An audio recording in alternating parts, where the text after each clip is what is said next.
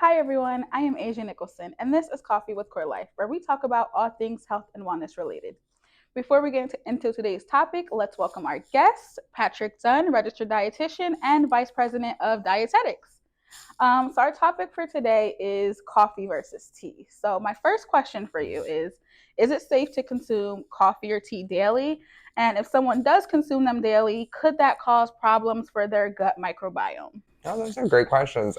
Yes, it is absolutely safe to consume both daily. In fact, up to about 400 milligrams of caffeine a day is what's considered to be safe for most adults. So that's roughly about 4 cups of brewed coffee or about 8 cups of tea. In general, coffee has about twice as much caffeine as tea does. So while coffee does have its advantages, though, tea certainly does have more antioxidants, though, than coffee does. Coffee does contain some, but in smaller concentrations.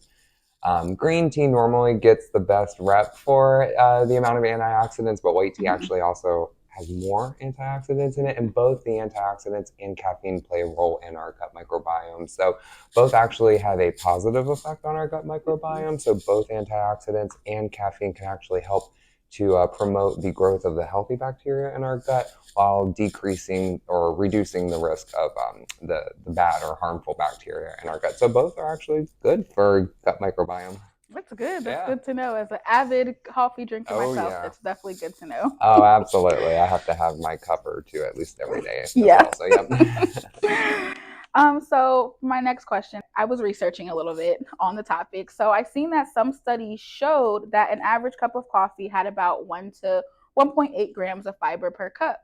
Could Mhm. that count towards someone's daily fiber requirement? It sure does. I mean, fiber is fiber. It does. Mm-hmm. It's by no means a high source of fiber. Mm-hmm. Coffee isn't generally recommended for that, but it does have fiber, which is why people who do drink a lot tend to go to the bathroom a little more regularly than those who do not. So, yes, it does count.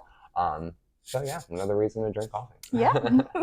And for my last question, I hear a lot of discourse about detox teas, especially Oh, when we yeah. talk about weight loss. Do detox teas actually work, and would you recommend them to someone who is on a wellness journey? That's a great question. I think for thousands of years, people have been trying to detoxify their bodies in some way, shape, or form. Um, the early practices were a little scary, and they were actually used as medical treatments really up until like the early 20th century, which is even more concerning. However, today detoxifying teas are really more used for like commercial programs or like kind of trendy things, more fatty type of situations. Celebrity endorsements, this, that, and the other. It's But like trendy now. exactly. The Hmm. reality, though, of it is that they're not FDA regulated, so you do have to be really careful with what's actually in the tea itself. So, while some do actually contain normal ingredients like tea leaves, there are a lot that contain extra ingredients that can potentially be hazardous or harmful, especially if you have allergies. So, I would always recommend, speak to your doctor, speak to one of our CoreLife dietitians, somebody who can take a look at the actual ingredients and let you know if it's safe to use.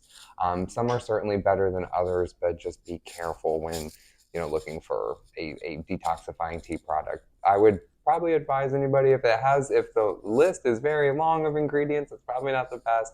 Less is more in these cases. Okay. Well, thank you so much. Thank you for joining Absolutely. us Thank you today. for having me. That's all the questions that I had, but Oh, I'm like I learned so much. great. Well, thank you.